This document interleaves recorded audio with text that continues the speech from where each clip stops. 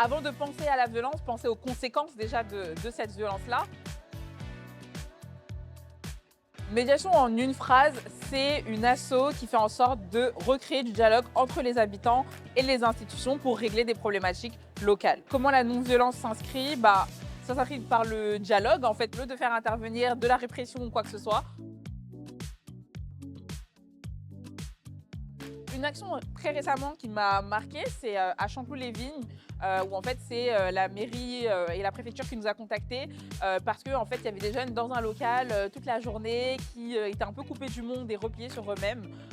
Donc on a réussi en fait déjà à gagner leur confiance, à recréer du dialogue et les faire s'inscrire notamment à la mission locale, rencontrer la préfet, etc.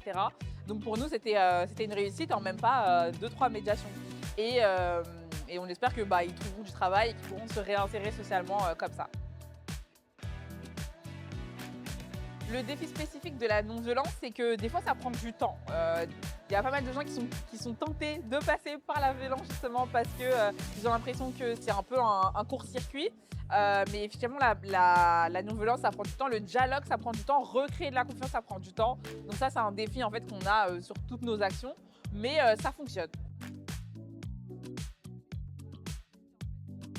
Avant de penser à la violence, pensez aux conséquences déjà de cette violence-là et de se dire ok, c'est pas simple, certes, mais c'est tout aussi efficace, voire même plus efficace sur le long terme, donc autant passer par la non-violence.